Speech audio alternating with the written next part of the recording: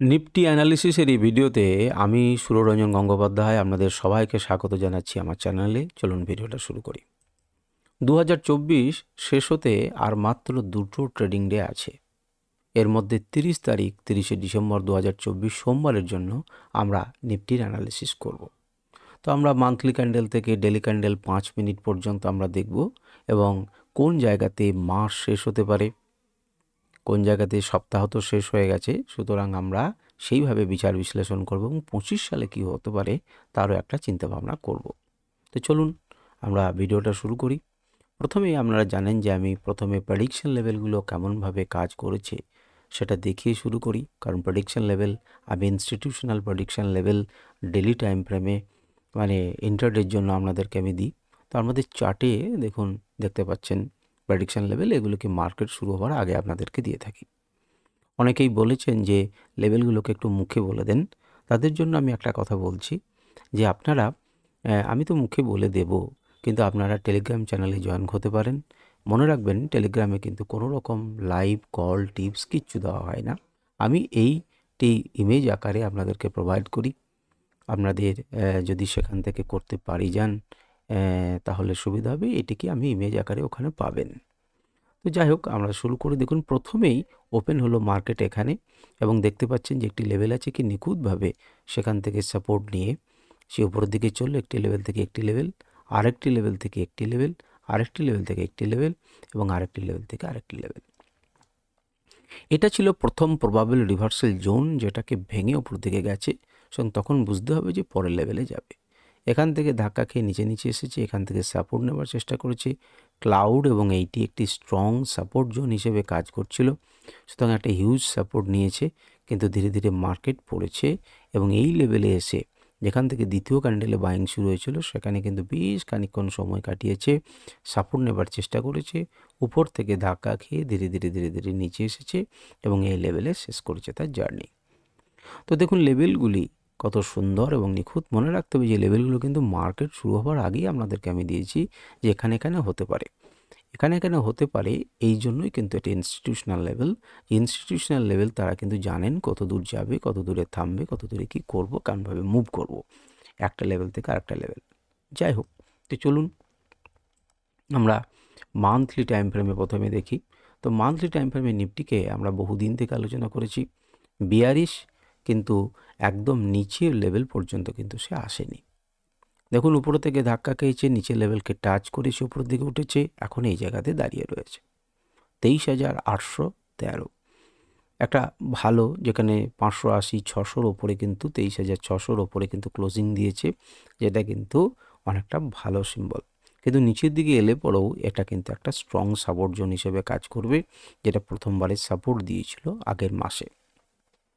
কিন্তু যদি আমাদেরকে বলা হয় যে মান্থলি ক্যান্ডেলে নিফটিকে দেখে কি মনে হচ্ছে না, নিফটি দেখে মনে হচ্ছে বিয়ারিশ। নিচের দিক থেকে আস্তে আস্তে একটা বাইং এসেছে, লোটাকে কিন্তু উপরে তুলে নিয়ে গেছে, এই লোটাকে কিন্তু ব্রিজ করে নিচে আসেনি, সুতরাং একটু একটু করে উপরের দিকে শিফট করার চেষ্টা করছে মার্কেটকে। সেটাই আমরা উইকলি টাইম ফ্রেমে এবং ডেলি টাইম ফ্রেমে দেখতে পাবো। তো চলুন আমরা উইকলি টাইম ফ্রেমে নিফটিকে একটু কাছ থেকে দেখি। উইকলি টাইম ফ্রেমে দেখেছেন কাছ থেকে যারা, তাদেরকে আমি দেখিয়েছিলাম যে উপরে এই মুহূর্তে উপরে আমার রেজিস্ট্যান্স আছে, নিচে একটা সাপোর্ট আছে। এই উইকে দেখুন মার্কেট কিন্তু একটুখানি উপরের দিকে নিয়ে গেছে, অর্থাৎ কিনা এইটি একটি বড় ক্যান্ডেল তৈরি হওয়ার পর আরও বিয়ারিশ না হয়ে মার্কেট কিন্তু উপরের দিকে শিফট করছে, মার্কেট কিন্তু উপরের দিকে যাচ্ছে। উপরে রেজিস্ট্যান্স আছে ঠিকই, ফেসও করেছে, কিন্তু আরও উপরে যদি যায় তাহলে এখানে কিন্তু রেজিস্ট্যান্স ফেস করবে। এই অবস্থাতে নিফটি শুরু হচ্ছে। এখন প্রথম সপ্তাহে কোথায় হতে পারে, যদি খুব বুলিশ হয়ে যদি মার্কেট কোথাও এখানে ওপেন হয়ে যায় খুবই ভালো কথা, সেক্ষেত্রে এটা সাপোর্ট জোন হিসেবে কাজ করবে। যদি এখানে কোথাও ওপেন হয় তাহলে দেখতে পাবেন যে এখানে একটা কিন্তু সাপোর্ট জোন এবার তৈরি হয়েছে। এই সাপোর্ট জোন কিন্তু একটা তৈরি হয়েছে, এখানে যে হালকা রেজিস্ট্যান্স জোন আছে, হালকা যেখান থেকে ধাক্কা খেয়েছিল, এটাকে ভেঙে দিয়ে উপরের দিকে যাওয়ার সে চেষ্টা করবে।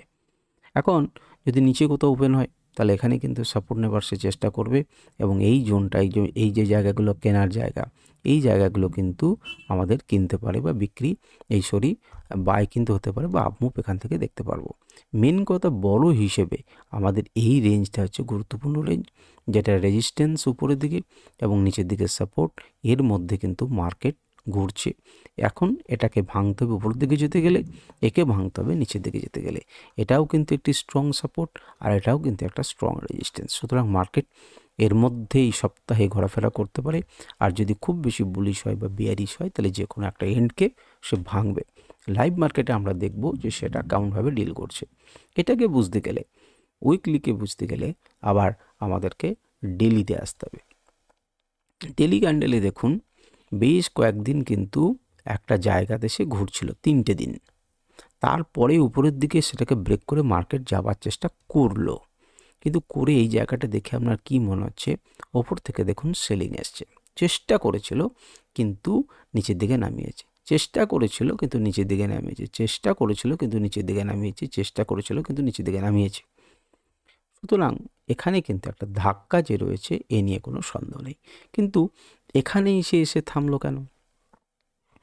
এখানেও তো যেতে পারতো, কিন্তু এখানে তার মানে কোনো একটা রেজিস্ট্যান্স আছে। আমরা সেটাকে কি করে বুঝতে পারবো যে এখানে রেজিস্ট্যান্স আছে? আমরা যদি এখানে একটা দাগ দিয়ে দিই, আপনারা আইডেন্টিফাই করার চেষ্টা করুন এইভাবেই। এখানে যদি দাগ দিই তাহলে দেখতে পাবেন যে কোন কোন জায়গাতে সে দাগ পাচ্ছে। দেখতে পাচ্ছেন এখানে তার মানে একটা রেজিস্ট্যান্স আছে, কিন্তু সেটা খুব ক্লিয়ার পাওয়া যাচ্ছে না। ক্লিয়ার পাওয়ার জন্য আমি কি করলাম?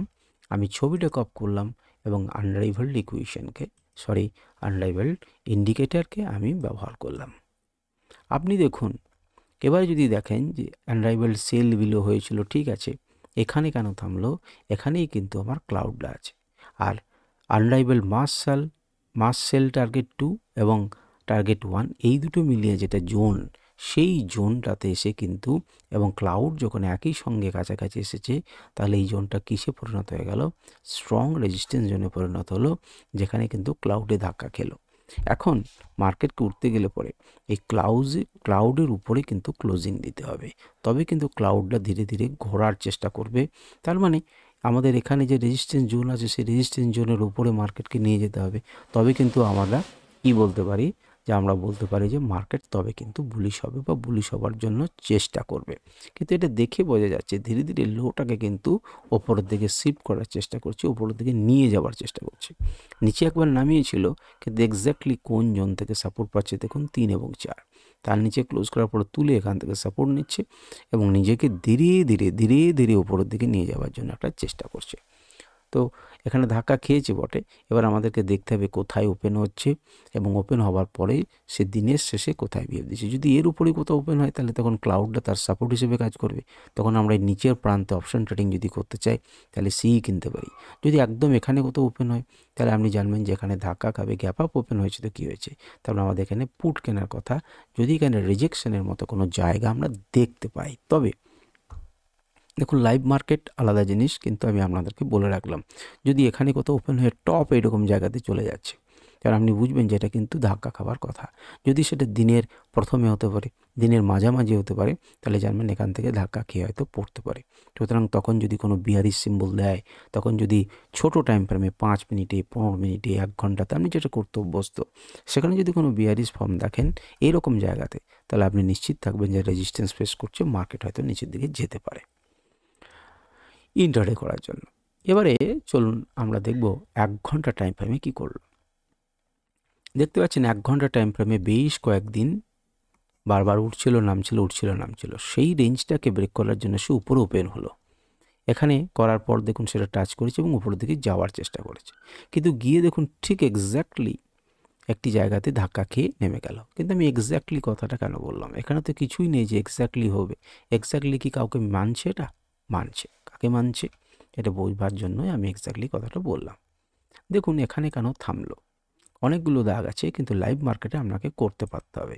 আমি এই জায়গাটাতে আবার দাগ দিলাম। আপনারা দেখুন তো কোন অংশটার জন্য হচ্ছে, ভালো করে মন দিয়ে দেখুন। মার্কেট উপর ওঠার পর যখন নামানোর চেষ্টা করছিল, তখন এখান থেকে বারবার কি নিচ্ছিল? সাপোর্ট নিচ্ছিল, যেটাকে বড় ক্যান্ডেল এসে ভেঙে দেয়।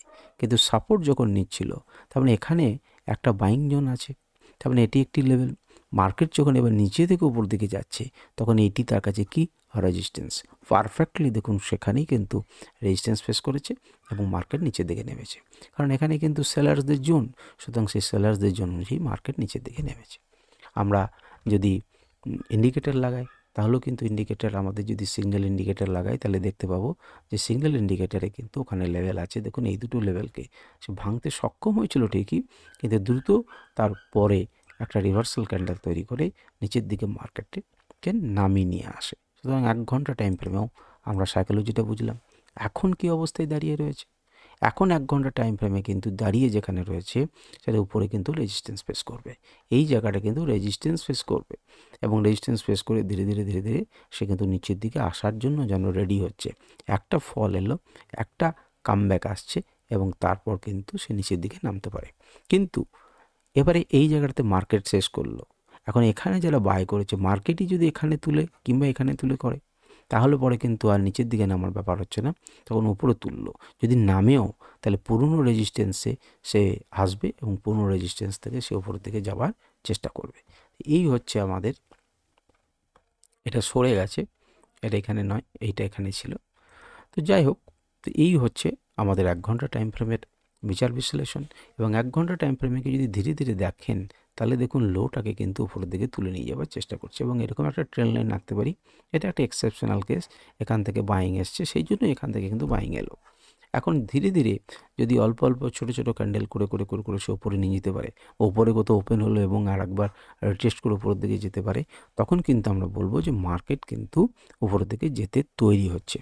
দেখুন এখানে একটা বড় গ্যাপ ডাউন হয়েছিল, সেই গ্যাপ ডাউনটাকে একটা বড় ক্যান্ডেল এবং তারপরে একটা বিয়ারিশ ফর্ম হচ্ছে, এটাকে ধীরে ধীরে মার্কেটকে তোলার চেষ্টা করছে মার্কেট। আমরা দেখব সেটা কতখানি সফল হয়, বা লাইভ মার্কেটে যেখানে থেকে শুরু হবে, যদি যে জায়গাতে ওপেন হচ্ছে ক্লোজ হচ্ছে, হ্যাঁ সেটা দেখে আমরা বুঝবো ওপেন ক্লোজ মানে কি। মনে করুন এখানে ওপেন হলো এবং এখানে ক্লোজ হলো এবং তারপরে যখন একটা বুলিশ ফর্ম দেখাবে তখন কিন্তু আমরা মনে করতে পারি যে সাপোর্টে কিন্তু সে নিজেকে সাপোর্ট নিল এবং উপরের দিকে যেতে রাজি আছে। চলুন এবারে আমরা 15 মিনিট টাইম ফ্রেম একটু দেখে নিই। 15 মিনিট টাইম ফ্রেমে তো আমরা ব্যাখ্যা দিয়েছি, তো 15 মিনিট টাইম ফ্রেমে আমরা সিগন্যাল ইন্ডিকেটরকে লাগিয়ে দেখি যে সঠিক সিগন্যাল দিয়েছিল কিনা। দেখুন 15 মিনিট টাইম ফ্রেমে এই বাইংয়ের আগেই সিগন্যাল দিয়েছিল এবং তারপর অনেকটা নিচে আসা সত্ত্বেও কিন্তু কোনো সেল সিগন্যাল দেয়নি, কারণ জানে সে মার্কেট উপরের দিকে যাবে এবং মার্কেট উপরের দিকে গেল, যেখানে সেল দিল তারপরে দেখুন সেল হয়েছে। তো এই হচ্ছে আপনার মার্কেটের চিন্তাভাবনা 15 মিনিটে। এখন 15 মিনিটে আমরা ইন্ডিকেটরটাকে বন্ধ করে দিই এবং তার পরিবর্তে আমরা প্রেডিকশন লেভেলগুলোকে একটুখানি দেখে নিই। এটা হচ্ছে 15 মিনিট টাইম ফ্রেমে নিফটি 50-র prediction level, institutional prediction level. তো আপনারা এটাকে স্ক্রিনশট নিন, যারা আমাকে বলেছিল যে বলে দিতে। দেখুন আমি কিভাবে এটাকে বলবো, আমি প্রত্যেকটা রেঞ্জকে বলতে পারি না, আপনারা একটু ভালো করে মন দিয়ে দেখে নিন যে 23,800-র কাছাকাছি, 23,920, 23,960, 24,000-এর থেকে একটুখানি নিচে এবং 24,040 এবং ইত্যাদি করে লেভেলগুলো পরপর পরপর রয়েছে। আপনারা আবার আমি বলছি টেলিগ্রাম চ্যানেলে যেতে পারেন, কিন্তু টেলিগ্রামের চ্যানেলে এই লেভেলগুলো ইমেজের আকারে পাবেন, আপনাদের আঁকতে এবং দেখতে সুবিধা হবে। দেখুন আমি ইচ্ছা করলে এখানে কিন্তু আমার প্রাইসগুলো দিতে পারি। এখানে যদি 1 প্রাইস দিয়ে দিই তাহলে কিন্তু আমি যে 1 লেভেল ভ্যালুজ দিলে পরে এখানে কিন্তু ভ্যালুসগুলো চলে আসবে, কিন্তু আমি সেটা দিচ্ছি না, কারণ এটা তো প্রিমিয়াম ইন্ডিকেটার। তবু আপনাদেরকে আমি এটা ফ্রিতে দিচ্ছি, লেভেলগুলোর ভ্যালুজ আমি দিচ্ছি না। কিন্তু যারা ধরুন এই ইন্ডিকেটারটাকে কিনেছে তাদের সঙ্গে তাহলে সেটাকে বিট্রে করা হবে। আমি আপনাদেরকে লেভেলগুলো দিচ্ছি ফ্রিতে, আপনার ইনস্টিটিউশনাল লেভেলগুলো নিন এবং আপনারা সেটাকে ড্র করার চেষ্টা করুন। এবারে চলে আসুন 5 মিনিট টাইম ফ্রেমে। 5 মিনিট টাইম ফ্রেমে দেখুন একটা ডাউন ট্রেন্ড শুরু হওয়ার পর একটা কিন্তু আপ ট্রেন্ডের মতো মুখ দেখাচ্ছে। একটা ডাউন ট্রেন্ড হয়েছে, লম্বা ডাউন ট্রেন্ড, সেই লম্বা ডাউন ট্রেন্ডের পর একটা মুখ হচ্ছে। প্রথমে আপ ট্রেন্ড দিয়েছিল, তো এইটাকে কি আমরা ইন্ডিকেটরের সাহায্যে ধরতে পারবো, বা আমাদের কি বাই সেল সিগন্যাল দিয়েছে? আমি যদি সিগন্যাল ইন্ডিকেটর দিই তাহলে দেখব যে বাই দিয়েছে অনেক আগে, যার ফলস্বরূপ আমরা বাইটা পেয়েছি।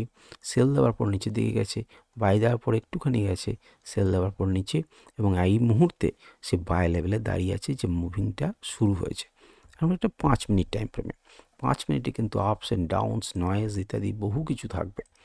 তো চলুন এর প্রেডিকশন লেভেলগুলো একটু দেখি, এবং তার জন্য এই ছবিটাকে আমি প্রথম বন্ধ করলাম, ক্লিয়ারলি আপনারা দেখতে পাবেন না। আমি লেভেলসগুলোকে দিয়ে দিলাম, দেখুন এইটার টিপলে পরেই লেভেলস আমরা পেলাম। আমি আপনাদেরকে বলি স্ক্রিনশট নিতে। স্ক্রিনশট নিলে কী হবে, স্ক্রিনশট নিলে পরে আপনি কিন্তু এইগুলোকে খুঁজে পাবেন, এই ভ্যালুগুলোকে আপনি দেখতে পাবেন মোটামুটিভাবে যে কোন জায়গাতে রয়েছে, ঠিক আছে? বা আপনারা টেলিগ্রামে জয়েন করতে পারেন এই লেভেলগুলো পাওয়ার জন্য। কিন্তু টেলিগ্রামে আমি কিন্তু 5 মিনিট টাইম ফ্রেমে কোনো লেভেলস দিই না, কারণ এটা প্রিমিয়াম লেভেল। যারা ইন্টারডে করবেন তাদের জন্য বারবার মুভ কোথা থেকে, এখান থেকে যে ঘুরতে পারে মার্কেটটা, সেটা কিন্তু অনেক আগে এরা ইঙ্গিত করবে। যাই হোক, আপনারা দেখতে পারেন। আপনাদেরকে ফ্রিতে আমি স্ক্রিনশট নিতে বলছি, নিয়ে নিন। আজকে নিফটির আলোচনা এই পর্যন্তই। আবার ভিডিওতে অন্য কোনো অ্যানালিসিসের ভিডিওতে দেখা হবে। নমস্কার, ধন্যবাদ।